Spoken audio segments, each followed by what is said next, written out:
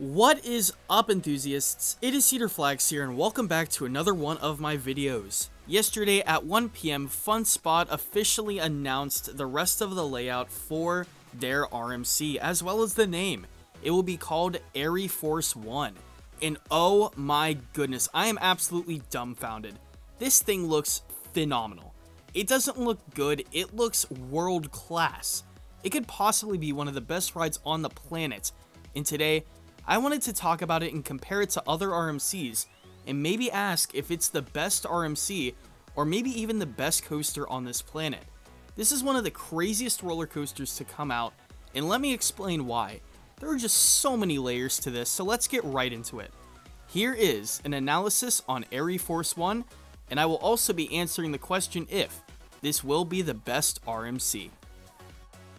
So let me just say, I've been an enthusiast for around 10-11 years. I remember when I-305 came out, New Texas Giant came out, Outlaw Run, Iron Rattler, all those rides. And let me just say that out of all of the experiences I've got to see as an enthusiast, this might be the craziest out of all of them. And why do I say that? Well, basically, this would be the equivalent of your local FEC getting Steel Vengeance. This is an RMC coming to FunSpot Atlanta. And if you don't know what FunSpot Atlanta is, it used to be just your average FEC with go-kart tracks, and then in 2017 it was purchased by FunSpot Incorporated, the company in charge of the FunSpot parks in the Orlando and Kissimmee areas. And they didn't do much. They added a high miler to this called Scream and Eagle, but once again, for an FEC, that's still kind of normal. But then, in this past year, they decided to add something huge. Something absolutely massive, not just a thrilling coaster, but what could possibly be one of the best and most thrilling coasters on the planet. They went above and beyond. They went so much higher than we expected. Pun intended, they really reached for the stars. When I would expect this getting a coaster, and they said they were going to get an RMC, I was 100% sure this was going to be a family coaster from RMC. This was right after they announced the family coaster layout, and I was sure that this was going to be that. But no, it ends up being one of RMC's best roller coasters to date. Well, at least I think so. Let's get into the stats. So the overall stats. Let's look at how they compare to other RMCs as well. First off, the height of the ride is 155 feet tall. This makes it the 8th tallest RMC. When it comes to length, it's 3,400 feet long and is the 10th longest RMC. This is a relatively short ride, and my only real complaint about this ride is that it could have been a lot longer, but they were working on a budget. This is FunSpot after all, and this is post-pandemic money, so I could see why they made the layout a little shorter. And then we look at the speed. The ride is going to be 64 miles an hour at its top speed, and will be the 11th fastest RMC. So looking at all of these, it is mid-tier. And by mid-tier, I mean statistically it is mid-tier compared to the other RMCs in stats. Now, why do I say that this could be the best RMC possibly? Well, the airtime. Looking at the renderings, I counted a grand total of, get this, 16 airtime moments. That is one of the most airtime-filled roller coasters on the planet. 16! For a ride that's only 3,400 feet long, 16's a massive number.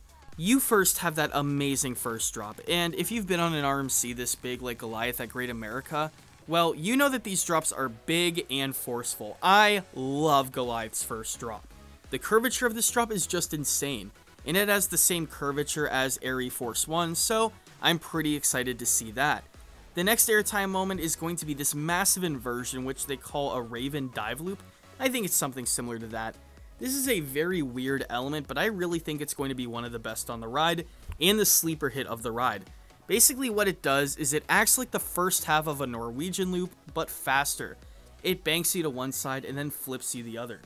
This reminds me a lot of that one element on Hyperion that's the turnaround dive loop, but it banks you one direction and then banks you the other. This is guaranteed to have some great ejector airtime, and oh my goodness, this could possibly be the best inversion on the planet.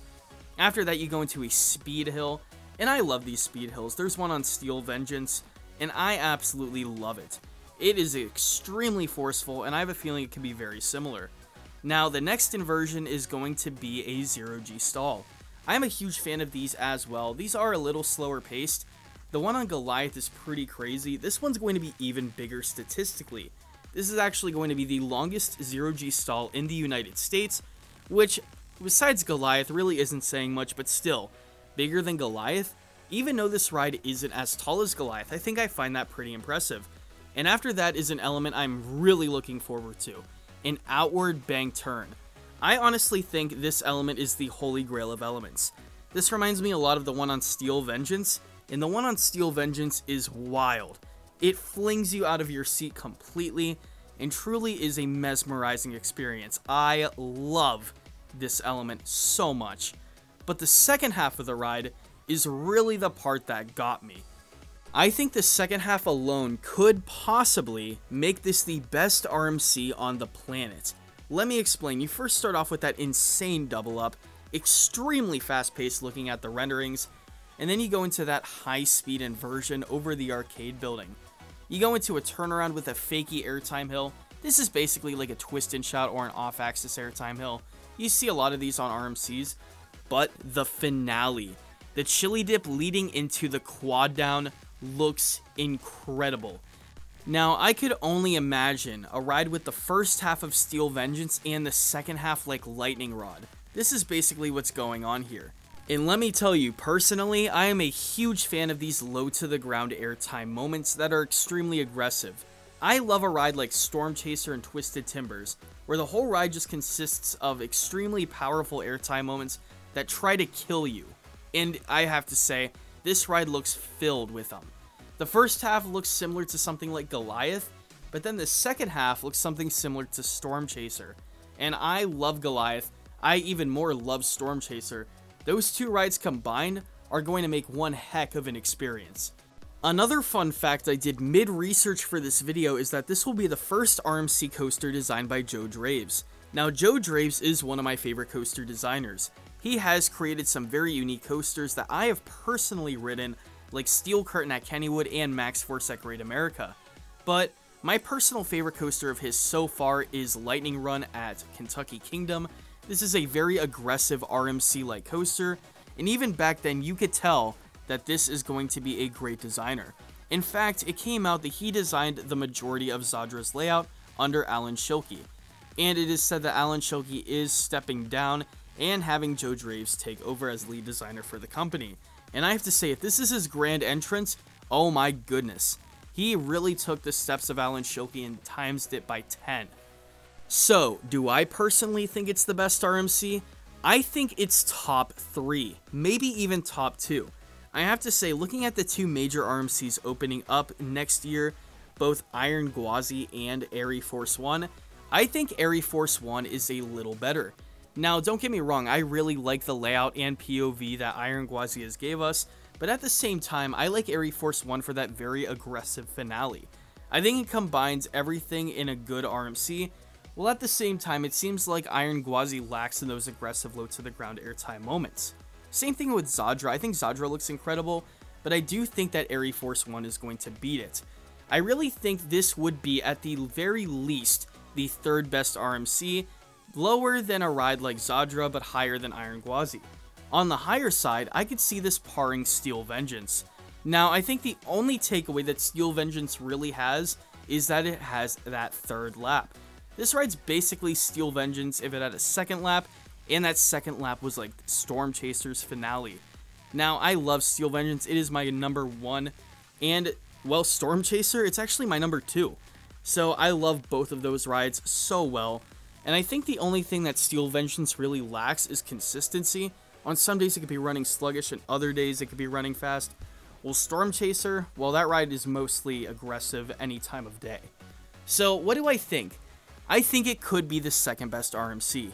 That's my final prediction, really. I think this layout is so good, and it really shows you that stats don't matter in the end. This ride looks so good, and I mean, it really is a shocking ride. It's a few miles away from Six Flags Over Georgia, which is home to an RMC, and even though in the interview they said that they didn't want to intimidate anyone, well, they sure as heck did. I bet all of the other companies are looking at this right now, looking at this small FEC in Atlanta, Georgia, just with their jaws to the floor. This ride looks top 5 in the world. It looks better than anything at most parks, and it's at an FEC with multi-level go-kart tracks. Not saying anything bad about that, but the spending budget at those parks is a lot smaller than something like a Disney or Universal park. So what do you think about this ride? Do you think it could be the best coaster in the world, the best RMC, or lower than what I think it will be? Let me know down in the comments below. Sound it off. Just be nice. This is Cedar Flags, and I'll see you all later.